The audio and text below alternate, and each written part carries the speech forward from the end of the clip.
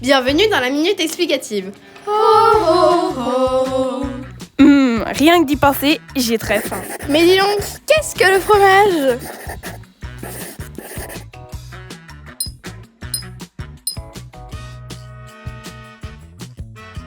Le fromage est le résultat d'un processus de fermentation du lait. Il existe des centaines de variétés de fromage dans le monde, différenciées par le type de lait utilisé, donc vache, chèvre, brebis, la méthode de fabrication, pâte molle, pâte pressée, pâte persillée, et le temps d'affinage. Chaque fromage a une texture, une saveur et une odeur unique. C'est un produit du terroir qui reflète souvent une région ou une tradition spécifique. Mais ça sert à quoi le fromage ? Le fromage a été créé pour plusieurs raisons. Tout d'abord, il servait à conserver le lait à l'époque où il n'y avait pas encore de frigo. Il servait aussi à transporter le lait plus facilement. Mais il a aussi permis de créer de nouvelles saveurs pour l'époque. Mais dis-nous Gabriel, comment fait-on du fromage ? Tout commence avec le lait frais. La qualité du lait détermine en grande partie le goût final du fromage. Le lait contient des protéines, des matières grasses, du lactose et de l'eau. La pasteurisation. Cette étape consiste à chauffer le lait à environ 72 degrés Celsius pendant quelques secondes pour éliminer les bactéries potentiellement dangereuses.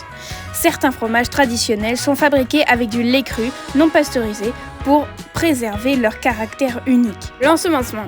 On ajoute des ferments lactiques, des bactéries bénéfiques qui vont acidifier le lait et contribuer au développement des arômes. Ces bactéries transforment le lactose en acide lactique. Puis le caillage, l'ajout de présure, enzyme naturelle qui fait coaguler le lait. Les protéines se rassemblent pour former une masse solide appelée le caillé, tandis que le liquide restant est le petit lait, lactosérum.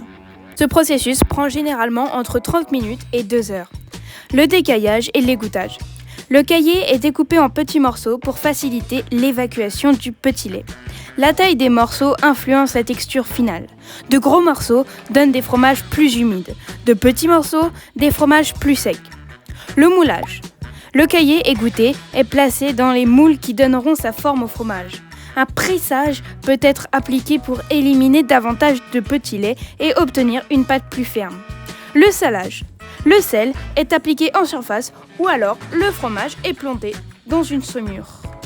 Le salage permet de conserver le fromage, de développer sa croûte et d'affiner ses saveurs. L'affinage.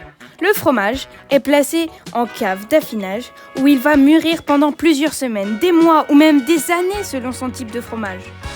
Durant cette période, des moisissures et bactéries travaillent la pâte et la croûte, développent les arômes caractéristiques de chaque fromage. Chaque type de fromage possède ses propres variations de ce processus, ce qui explique l'immense diversité fromagère que nous connaissons aujourd'hui.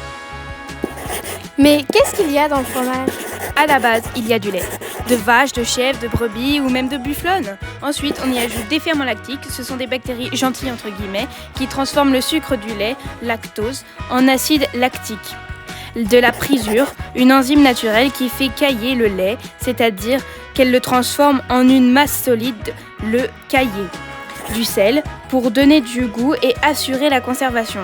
Et parfois, selon le type de fromage, on y ajoute des moisissures, comme pour le roquefort ou le camembert, ou des épices, herbes ou laitage supplémentaire, comme la ciboulette dans le boursin ou la crème dans le brie, triple crème.